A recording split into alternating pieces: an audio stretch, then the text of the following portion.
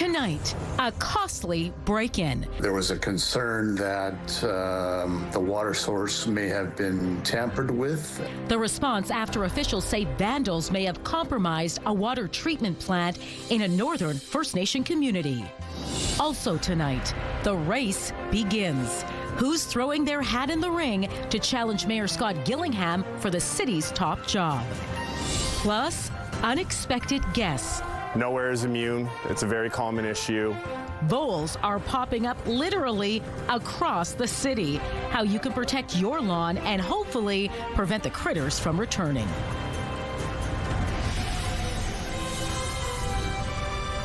CTV News.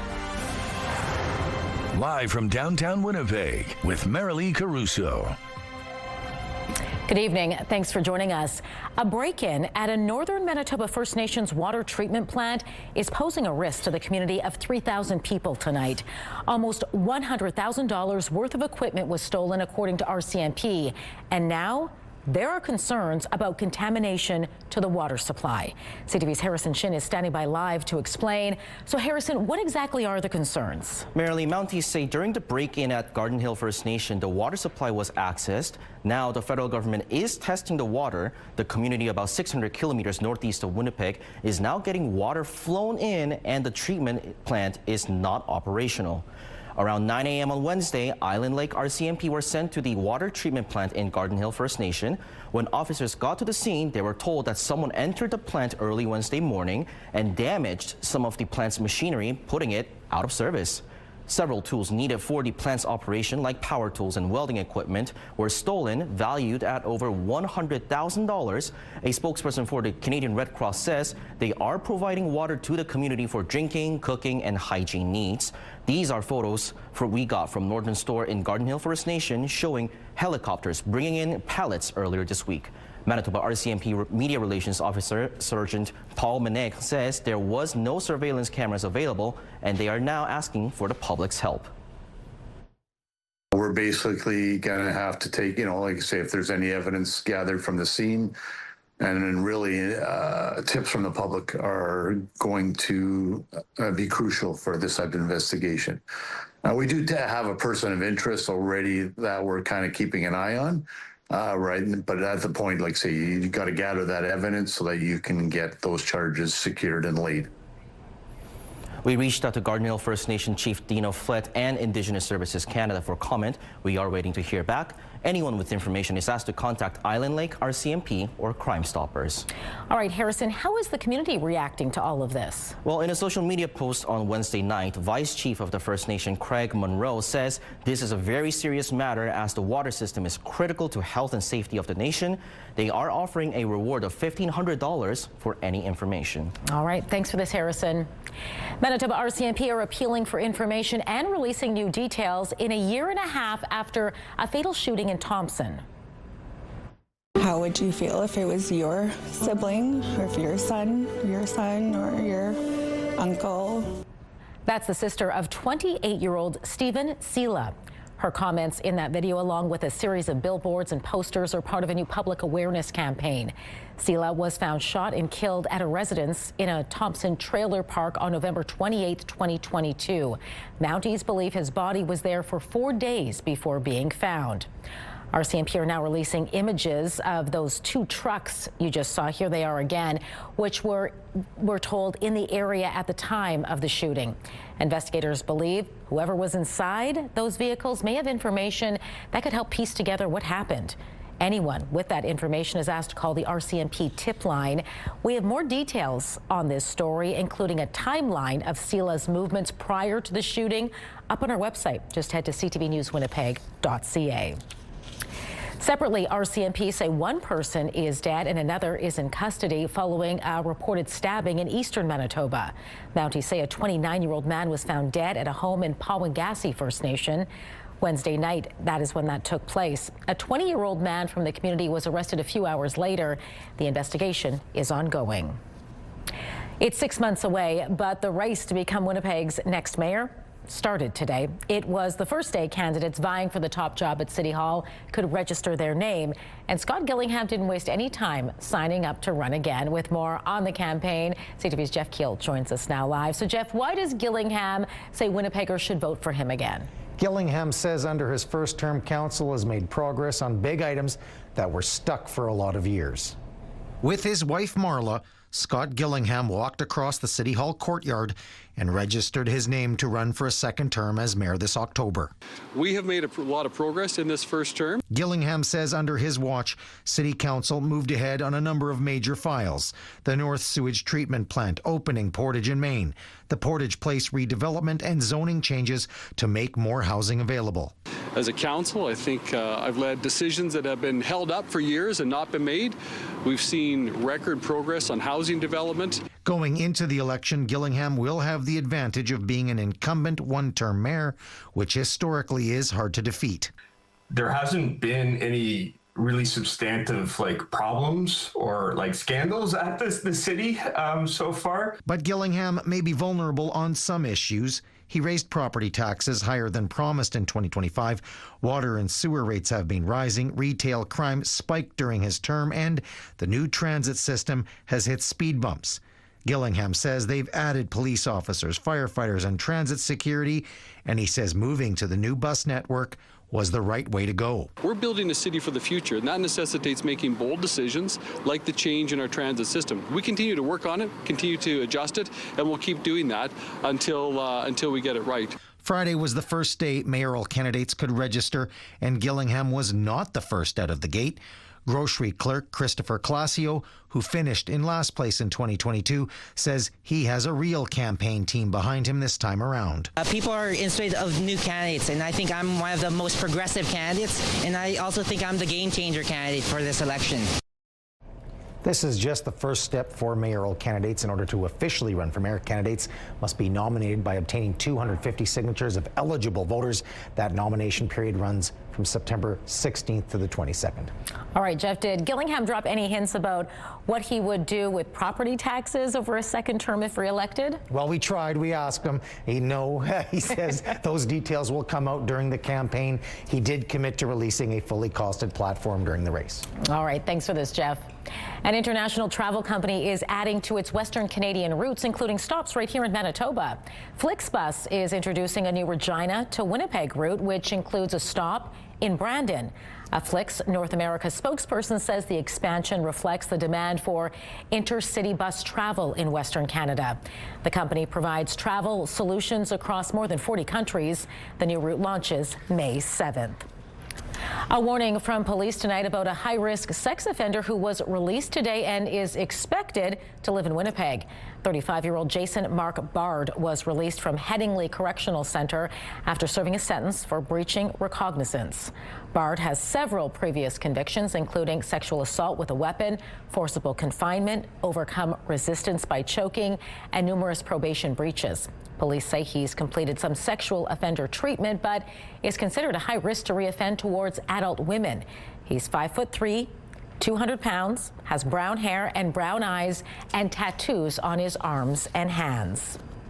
A somber memorial as survivors and families marked the inaugural Victims of Impaired Driving Day. And unfortunately, the message urging drivers not to get behind the wheel while impaired continues to go unheard by far too many.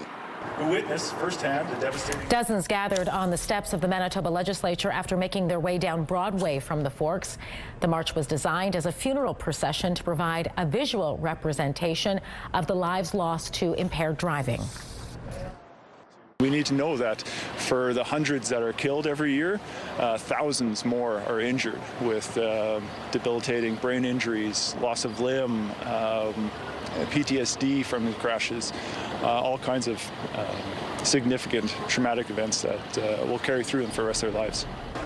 Last year, Winnipeg police arrested 771 impaired drivers, while RCMP responded to 21 fatal crashes where impaired driving was suspected or confirmed.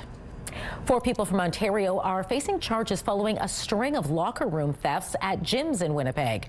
Between March 12th and the 18th, 6 incidents were identified by police where debit and credit cards were stolen and later used, racking up more than $8,000 in fraudulent spending. Investigators say the group would pretend they wanted to become members, which would give them access to the locker area. 3 suspects were arrested on April 23rd, while a 4th was arrested Tuesday. The 3 men and 1 woman range in age from 39 to 52. They remain in custody. All right, let's bring in Colleen Brady now and get a first look at your sunny Skywatch forecast. Sun is returned just in time for the weekend. Yeah, nice to feel the sun shining and nice to feel lighter winds today, too. Also nice to feel warmer temperatures. And if you like today here in Winnipeg, you will like the weekend even more. Southwestern Manitoba, boy, oh boy, was that the place to be. And once again, Melita, almost 20 degrees, the warmest place in all of Manitoba today. And as you can see right now, as we head into the weekend, not much is on the radar. The sun's still shining across central and southern parts of the province. You can see those arrows are not moving very quickly. That tells you the winds are light. Like I said, the weekend will be warm in Winnipeg. Then I'll show you what comes after that as we look ahead into next week as well. Let's take a look right now through the CTV Live Eye. It's brought to you by Bath Fitter, exclusive home of the PermaFit solution. In Winnipeg right now with the sun shining on the city, it is 13 degrees. Winds are light, 6 kilometers an hour from the south-southwest. The pressure is rising and the humidity right now is just 27%. Thanks, Colleen. The province is expanding its RSV antibody program to now include all infants. Starting in October, all infants in their first RSV season will be eligible to receive 1 dose of the vaccine. It will be offered shortly after birth in the hospital or through public health offices, nursing stations, or other designated sites. Children in their second season with specific high-risk conditions will continue to be eligible through the existing program. RSV season typically runs from November to March and accounts for 10 to 20% of respiratory tract infections in infants requiring medical attention. After a long winter, Winnipeggers can finally see their grass again, but not everyone is happy at the sight of it. Small rodents called voles have caused damage to lawns over the winter, and as CTV's John Hendricks shows you, it appears they've been very busy across the city. The snow is gone from Winnipeg lawns, and it's revealed some homeowners had unexpected guests over the winter. Voles. We're encountering voles all around the city. Nowhere is immune. It's a very common issue. Voles look a little like mice, but they don't want to go in your home. Instead, in the late fall, they burrow under your lawn and feast on it throughout the winter. So they just tunnel and they keep eating all of anything that might be green over the dead stuff and make a heck of a mess. And you can see that mess on lawns now that it's spring. They leave behind small golf-size holes, damaged grass, and worried homeowners. They come home to this patch that's, really in need of some attention, and they freak out a little bit and they kind of worry a little bit of whether or not the grass is going to come back. The good news is, with some TLC, including watering, Declan Muse from Greenblade Lawn Care says the grass will eventually come back. But how do you ensure the voles won't come back too? The little animals are active year-round, but Lincoln Poulin says the real damage is caused during the winter. So he suggests the key time to act is in the fall, before the snow comes. First, keep your grass a little shorter, and then... You want to start having traps out. It is labor-intensive putting snap traps or glue boards out, but it makes a world of difference when the spring comes. The difference between an undamaged lawn and one that was a vole buffet over the winter. John Hendricks, CTV News, Winnipeg. How a new supportive housing project is officially open at 480 Yonge Street. Developed by the charity Raising the Roof, it's intended to provide 23 affordable housing units for 40 individuals and families who are unhoused or at risk of experiencing homelessness. The building was previously uninhabitable and partly burned, but now it's helping members of the community rebuild their lives in a stable environment. There's one unit that's reserved for staff to be here 24/7 and support folks, and also support the community to, work through any kind of conversations that need to happen with tenants as they find home here and build community for the whole street. So that's wonderful. And so those folks will have already succeeded in transitional and supportive housing, and this is a next step for them. Raising the Roof says the project will increase the city's affordable housing unit supply by 8%. It's a sign of the season. The city of Winnipeg is gearing up to read your water meters. City workers will be visiting homes for the annual water meter reading program starting Monday. You can expect them between 9 in the morning and 8:30 at night, as well as over the weekend. Meter readers will be wearing a uniform with the City of Winnipeg logo on it and will be carrying a handheld device. They can present photo ID if asked and will only knock at front and side doors. The city requires at least one accurate meter reading per year from each household. Those readings will continue until August 28th. Still to come tonight, the U.S. calls it a huge deal for energy dominance. A huge new export capacity, probably about 550,000 barrels. U.S. President Donald Trump gives the go-ahead for a new pipeline to move more Canadian oil south of the border. A look at the potential impact to Canada's economy next. Taking a look at the markets tonight, crude oil dropped $3. The Canadian dollar added a quarter of a cent. Gold rose nearly $15. The TSX lost 73 points. The Dow Jones lost 152 points, while the Nasdaq gained 222 points. As the war in Iran enters its second month, gas prices here are only getting worse. And with you paying more at the pump, cost savings will have to come from somewhere else. CTV's Adrian Gobriel with how some drivers are trying to cut other expenses so they can afford to fill up. With gas prices soaring, Canadians are feeling less than fulfilled at the pumps. It's ridiculous, to be honest. When you look at the price on the pump, what goes through your mind? Am I going to have to put my car away for a bit?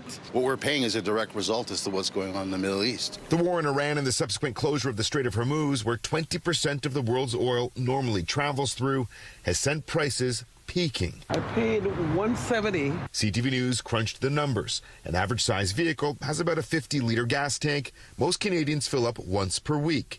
The cheapest national average for gas so far this year is about $1.22 per liter. Over a 12-month period, that would run you about $3,172 in gas per year. On the high end, the national average now sits at about $1.84 per liter. If the high price sticks around, it would cost an average of about $4,784 a year at the pumps. That's a difference of $1,612. I think it's going to get much higher. I see $2 a liter as not only a possibility, it's a probability at this stage. The potential increase has some drivers already cutting back on other expenses. You'd have to cut back on activities with your family. Yes, I'm going to have to, due to the fact that the gas prices are affecting us a lot. My meat consumption has gone down significantly, and for me, there needs to be an offset. Those watching the market say there's a belief that elevated prices could be the new normal for several more months. I can see this going to the end of the year. Merry Christmas. Analysts tell us that even if the Strait of Hormuz was reopened today, it would take at least 2 months before we see any meaningful decrease in the price here at the pumps. Adrian Gobriel, CTV News, Toronto. Closer to home, the price jump was a little more subdued today, but it is still a long way off from what it was. According to online price monitor Gas Buddy, here in Manitoba, the average price per liter rose by 1.5 cents compared to yesterday, sitting at $1.85.8. But that doesn't tell the whole story because prices are actually up more than 20 cents from last week's average and 57 cents compared to last year. And if we break down the numbers from here in the city of Winnipeg, it doesn't look much better. The price is largely steady at $1.87 in Winnipeg. It's also 20 cents higher than it was last week and 59 cents up from last year's average. As the world sees record high oil prices, a new pipeline is being revived in North America out of the canceled Keystone XL parts. U.S. President Donald Trump signed an order authorizing a proposed project to transport Canadian oil across the border. CTV's Judy Trin looks at the economic spillover effects. This is a presidential permit authorizing the Bridger pipeline. U.S. President Donald Trump approves a permit for the Bridger pipeline, a new take on a project scrapped by Joe Biden. Slightly different than the last administration. A After years of pressure from environmental groups and indigenous communities, the first Keystone pipeline was canceled in 2021. Now, under Trump, construction of the new pipeline would take a different route, running along the Montana-Saskatchewan border before a south turn towards Wyoming. The Bridger pipeline would connect the northern link owned by Alberta's South Bow Corporation to deliver much more crude oil to the Americans. A huge new export capacity, probably about 550,000 barrels is the nameplate capacity, and certainly echoes the Keystone XL that had so many issues. It's potentially going to be on stream by 2029 to early 2030, so pretty quick turnaround as opposed to a brand new pipeline taking at least 8 years. On social media, Alberta's premier said it took years of advocacy. Danielle Smith said after signing the Canada-Alberta Energy Agreement and the lifting of the federal oil and gas cap, hard work is paying off. Speaking in Calgary, the Minister of Natural Resources spoke of a bright energy future. This government and Canadians now understand that energy is the engine of Canada's economy. But there was a pipeline rupture in 2022 in Kansas. More reason, environmental groups say, to oppose this new project. The developers are hoping that this project will pick up where Keystone left off, but they may regret that because this project is going to meet with the same opposition that Keystone did. As for the Canadian partner in this, Calgary-based South Bow, it says it's still waiting for more consultation from commercial partners as well as more regulatory approvals. Judy Trin, CTV News, Ottawa. The federal government says it has a plan to tackle the massive backlog of air travel complaints, which is now surpassing 100,000. Travelers have long been calling for action to speed up the process, which in some cases takes years before being resolved. Among the measures announced are much stiffer fines. CTV's Abigail Beeman reports.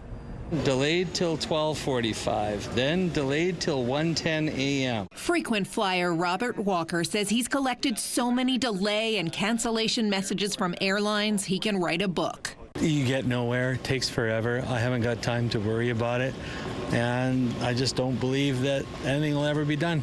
He's not optimistic about the federal government's commitment to better handle air travel complaints, included in the spring economic update. We put in place a system that, in hindsight, was onerous, expensive, took too long. The Fed's now proposing to quadruple the fines airlines could face to a maximum of $1 million.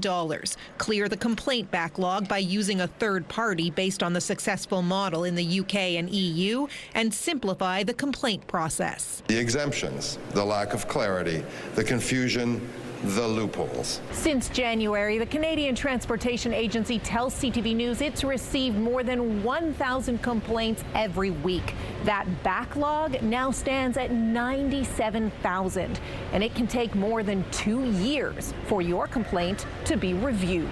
This is really, I would argue, the first time that we've seen the government acknowledge that the system itself needs to be reformed. And so we're encouraged by that. The National Airlines Council of Canada told us that before new details about much bigger fines emerged Friday and wouldn't share updated reaction. I don't believe the government. While this air passenger rights advocate says Ottawa is offering smoke and mirrors. The government is essentially trying to solve a PR problem. When they are going to privatize it, they will be able to shake their finger at whatever third party is running the adjudication process and say, you are not doing your job well. Gabor Lukash says the reason the system works better in Europe isn't because of a third-party system, but rather easy-to-follow rules about whether compensation is owed, which he would like to see in Canada. Abigail Beeman, CTV News, Ottawa. Donald Trump has rejected the latest Iranian proposal for peace talks.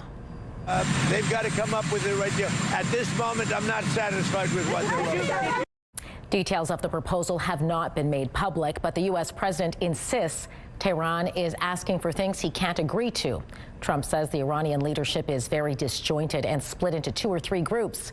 Still, he says negotiations by phone are continuing. Nearly 170 activists, including 2 Canadians, are now in Greece after their Gaza aid boats were intercepted by Israel in international waters yesterday. The activists arrived today on the island of Crete after an Israeli warship transferred them to Greek vessels. The group was part of a global flotilla that was launched in an attempt to break Israel's blockade of Gaza by delivering humanitarian assistance. A nurse from Ontario and a student from Quebec were among those on board. Israel says the organizers are professional agitators and insists what it calls a lawful blockade will not be breached. There's a bit of good news for one of the world's rarest whale species. There are more right whale babies this spring. 23 calves have been born this season. That's the most in many years. Still, experts insist more young are needed to eliminate the possibility of extinction. The population is only estimated to be about 384. The whales give birth in waters off the southern U.S. Several hours, 5 hours a day. Listen to podcasts and whatnot, and then doomsday scrolling. There's a growing movement to ban cell phones in schools, but many adults also spend too much time on their phones. We've got some tips to help you detach coming up just ahead. Sunday is a busy day for outdoor activities. We have the Winnipeg Police Service Half Marathon, the Kids Help Phone Walk So Kids Can Talk, both taking place starting in the morning. Well, the police run will be mainly in the morning hours, and it looks great, those conditions. 18 in the afternoon, so in the morning the temperatures will be nice, the sun will be shining. Yeah, and then there's Monday, Tuesday, Wednesday. Back down to cooler temperatures. 6 Monday, chance of showers, cloudy Tuesday, 5-7 Wednesday. Back up, though, to double digits by Thursday. Have a news tip? When you see news happening, let CTV News Winnipeg know. Text your tips, pictures, and videos to 10400. That's 10400. Message and data rates may apply. Canada will not be competing for its first World Curling Mixed Doubles gold medal this year. Gimli duo Kadriana and Colton Lott lost 6-4 to Sweden in the semifinal match earlier today. The husband and wife team trailed the Swedes 5-2 after giving up a steal of 3 in the 5th end. Instead, Canada will meet Italy tomorrow for bronze. Sweden is set to face Australia in the final.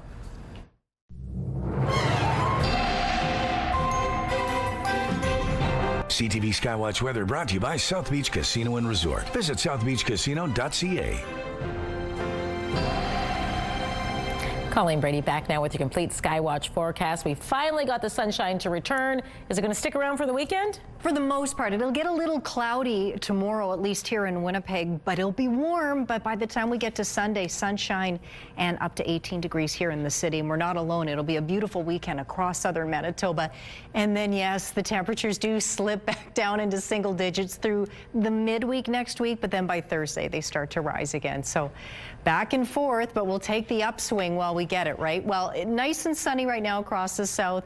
Winds relatively light in most areas. Ditto in northwestern Ontario. The sun is shining there. Winds more coming a bit more organized, but still nice and light coming out of the north. In Kenora right now it is 10 degrees here in Winnipeg, 13, 19 in Brandon, 20 degrees in Melita, warmest place in all of Manitoba today. No surprise there. 8-9 degrees for the western half of the north. The other side a little cooler, 7 in Gillam and Island Lake, just -1 right now in Churchill. So there will be a cold front pushing across northern Manitoba tonight, and it's going to bring different types of precipitation, starting out with showers as we go throughout the next few hours, but some freezing rain likely to mix in there in places before a turnover to snow overnight and into Saturday morning. But this is going to stretch down into central areas as well, as you can see. Not a lot with this system, but just expect in the northern half that you'll see some precipitation of one kind or another come through. You might even see more than one type come through. Meanwhile, down here in the south, this is what I mean. We'll see clouds build up here in the southeast as the temperatures build up. We clear out overnight and into Sunday we go, where freezing rain pops up first in the northwest. A line of snow, albeit a thin one, pops up in the northeast, but here in the south, the sun will be shining. The temperatures will be rising even higher. But as we go throughout the day, you can see that mixed precipitation, snow, freezing rain, and showers all popping up there, primarily in a line for parts of northwestern Manitoba. Manitoba. For tonight, for Winnipeg, partly cloudy at most, down to +3. So for the first time in a few nights, we stay above freezing, as we ought to for this time of year. South winds at 20 kilometers an hour overnight. East winds late tomorrow afternoon, even lighter than that really throughout the day. We'll get our most sun in the morning, cloudier in the afternoon, on the way to a high of 16 degrees, which is right around normal temperatures for early May for Winnipeg. Just a few clouds tonight over Island Lake, -3 there, -3 in Gillam. Almost the same for Churchill. Cloudier there ahead of snow tomorrow. You could see showers, you could see flurries later on tonight in Thompson. Now, as for that snow tomorrow in Churchill, 2 to 4 centimeters expected on the way to a high of 0. Precipitation tonight, likely starting as showers, but watch out for freezing rain, maybe even flurries mixing in for the northwest. And then tomorrow, a mix of sun and cloud for most areas. Daytime highs, 8-9 degrees for most regions, a touch cooler for Lynn Lake at 4. In the southwest tonight, Brandon and Neepawa will be clear this evening. Clouds will build up, though, overnight down to 2 degrees. Dauphin and Swan River will get cloudier earlier. Now, early tomorrow morning, there is the chance of showers for Brandon and Neepawa, but really the rest of the morning into the afternoon, a mix of sun and cloud on the way to 17 degrees. Dauphin and Swan River, there is the chance of showers overnight in Dauphin and flurries overnight tonight in Swan River, but then a nice day ahead on Saturday. Winnipeg in the southeast, partly cloudy in Winnipeg, 3 here, a few clouds outside the city, temperatures hovering just above or below the freezing mark. Increasing clouds in the afternoon, highs in the mid-teens, 16 for Winnipeg. A few clouds tonight over northwestern Ontario, lows between -3 and -5. A chance of showers later in the afternoon, otherwise a mix of sun and cloud right around the region, with highs between 13 in Dryden and Fort Frances up to 17 degrees. Our first weather photo takes us out to Treeherne, a beautiful country shot there from Andrew. Now, this photo is from Dennis. He took out his daughter Chantel's 1973 honey bowler called Little Betty out of hibernation because it's spring now after all, and it's pulled along by his pony trailer. His Massey Harris pony trailer, to be precise. That is your weather photos to Winnipeg Weather at ctv.ca. Well, it's not just young people scrolling for hours on end. Many adults also spend hours every day glued to their phones. Some might even call it an addiction. CTV's Pat Foran explains. How much time do you spend on your phone each day? Several hours, 5 hours a day.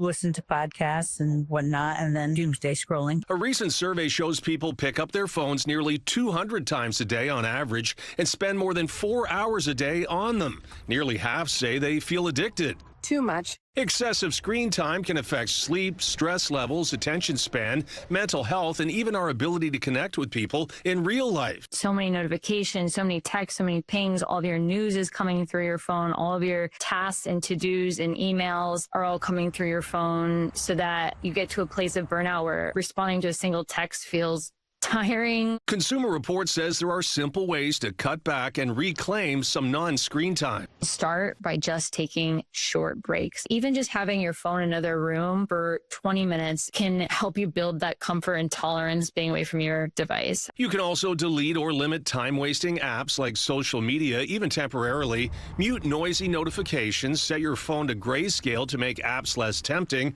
Replace screen time with books, hobbies, or exercise. And ask friends and family to hold you accountable. And if you need more help, depending on how much change you feel like you need, you could do anything from install an app that sets stricter screen time limits to downgrading all the way to an old school flip phone. There are even tools designed to help, like a device called Brick, which blocks apps unless you physically tap your phone to unlock them. Whether you go high tech or back to basics, think less scrolling and more strolling. Pat Foran, CTV News. I came as soon as I heard there was a clinic available. Lining up for the Mole Mobile. A new initiative to boost skin cancer screening is heading out on a cross-Canada trip. That story just ahead in Medical Watch. Get Winnipeg's top stories, breaking news alerts, and watch live. Download the CTV News app. As youth mental health needs continue to rise across the country, Winnipeggers are being asked to step up this weekend for the annual Walk So Kids Can Talk event in support of Kids Help Phone. And joining me now to talk more about the need is Ava Waugh with Kids Help Phone. Ava, good to speak with you. Hello, thank you for having me. Before we get to the walk, can you first give us an idea about just how many Manitoba youth have reached out to the helpline last year? Absolutely. In 2025, we interacted with young people in Manitoba over 87,000 times, and we saw a 25% increase in the number of phone calls and a 42% increase in the number of texting conversations. So we're definitely seeing that there's a need and that it's growing. What kind of calls come in most often? What are kids struggling with today? Young people reach out to Kids Help Phone for a whole variety of reasons. We like to say that no feeling is too big or too small to reach out to Kids Help Phone. But in Manitoba, what we're seeing is a lot of conversations around anxiety, stress, relationships, and also depression. How important of a lifeline is Kids Help Phone? I know it's 24/7, right? It is, yes. It is essential, a Kids Help Phone, because sometimes it's the only resource that a young person has to reach out to. So like you mentioned, we're always open, we're always free, and we offer resources through translation in over 100 different languages. So we really want to meet young people where they are, and we offer a wide variety of resources so they can reach out however they're most comfortable. So whether that's a professional counselor over the phone, or a crisis responder over text, or even self-directed resources on our website. In case someone's watching right now and feels the need to talk, how can they reach Kids Help Phone? Absolutely. So young people can call 1-800-668-6868 or text CONNECT to 686868 or visit our website, kidshelpphone.ca. Okay, now let's get to the walk and talk about it. What's planned for this weekend, and how important is this fundraiser to the work Kids Help Phone does? Definitely. The BMO Walk So Kids Can Talk is an amazing event that takes place this Sunday, May 3rd, in 16 different cities across the country. To date, we have over 14,000 participants, and this event helps raises essential funds so that young people across the country have a safe space to feel out loud. And Winnipeg's Walk, in case you're wondering, is taking place at 11 o'clock Sunday at St. Vital Park. Ava, thanks so much for your time tonight. It was great speaking with you. Thank you so much for having me.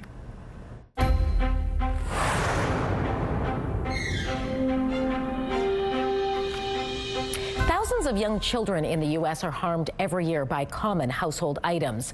According to a new study in the journal Pediatrics, more than 240,000 kids ages 5 and under were treated in a U.S. emergency room for injuries related to household cleaning products over a 16-year period. The products most commonly involved were bleach and laundry and dish detergents. 60% of the cases involved ingesting the product, and nearly 40% of the cases were through contact.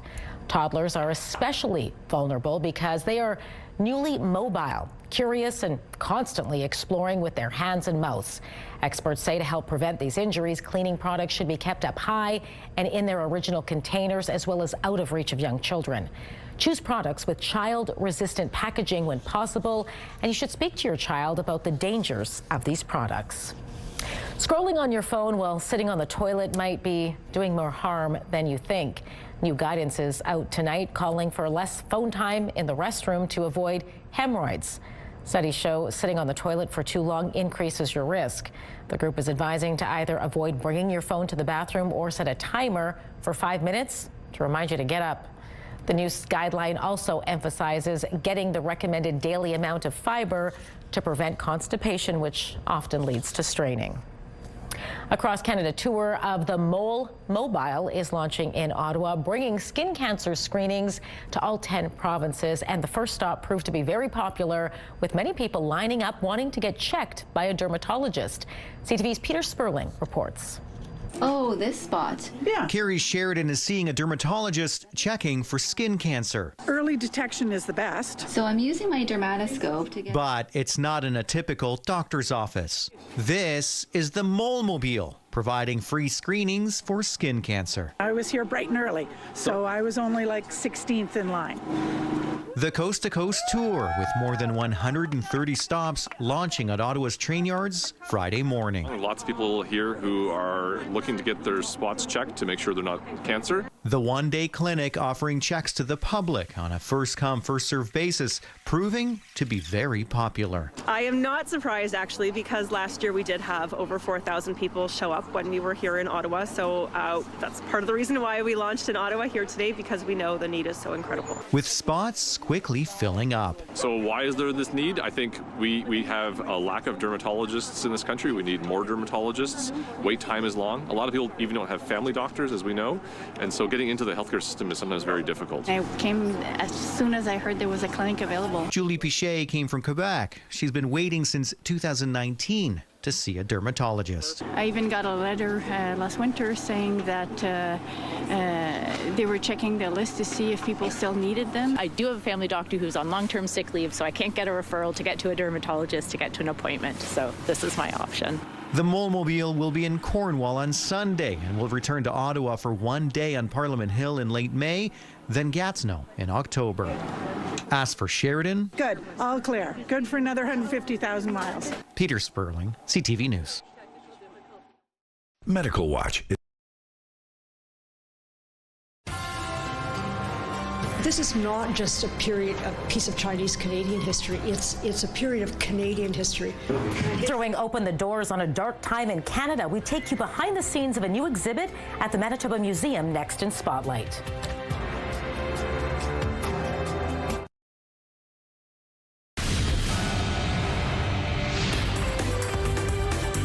Spotlight, sponsored by the Casinos of Winnipeg, presenting country legend Marty Stewart.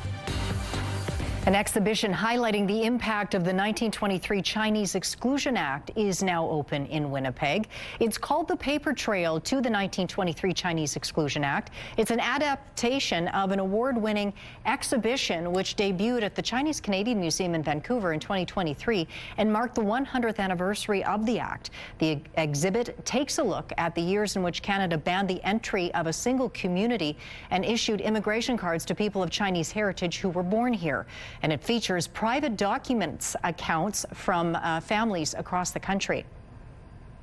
The importance of highlighting this is that this is not just a piece of Chinese-Canadian history. It's a period of Canadian history. It's a Canadian story that has been lost. 56,000. The exhibition will be on display at the Manitoba Museum until April 2027. Well, here's a look at just some of the events taking place in Manitoba this weekend. Some of the best tattoo artists from Winnipeg, Canada, and beyond will show off their work at the 4th Annual Winnipeg Tattoo Convention. Professional bull riders buck into Brandon for the Canada Cup Series. The Winnipeg Railway Museum is celebrating Railway Day at Via Rail Station. The Manitoba Children's Museum has some out-of-this-world activities planned for Sci-Fi Day. Explore the Exchange District and all it has to offer on this first Friday in the Exchange. Dolnevert Museum's Screen-Free Sunday focuses on flowers and elaborate Victorian gardens. The Royal Winnipeg Ballet celebrates its past, present, and future with the Four Seasons and other works. Métis singer-songwriter Andrea Menard brings Rugaboo, a Métis cabaret, to the RMTC's main stage. You can find a full list of events this weekend on our website, ctvnewswinnipeg.ca. Disney has revealed dates for the next installment of 2 of its monster franchises. Family means nobody gets left behind or forgotten. Lilo & Stitch 2 will hit theaters May 26, 2028, following the success of its live-action remake. Less than a month after that, Pixar's Incredibles 3 will be released June 16th. It comes 10 years after the release of Incredibles 2. And a trio of Disney songs are now more accessible than ever. We have taken 3 songs and reimagined these songs with animated sign language. A team of Disney animators have reimagined the musical sequences from 3 movies so the characters are singing in American Sign Language. They work with members of the Deaf West Theatre to choreograph the pieces. They include songs from Frozen 2, Encanto, and Moana 2. The animations made their debut on Disney+. Coming up tonight on your Friday primetime lineup, Celebrity Jeopardy starts things off at 7. Following up at 8, 2 episodes of The Big Bang Theory, then catch Boston Blue at 9. It's all right here tonight on CTV. If your weekend could use some more cute animals, Wildlife Haven has you covered when you can take part in the animal baby shower coming up after the break.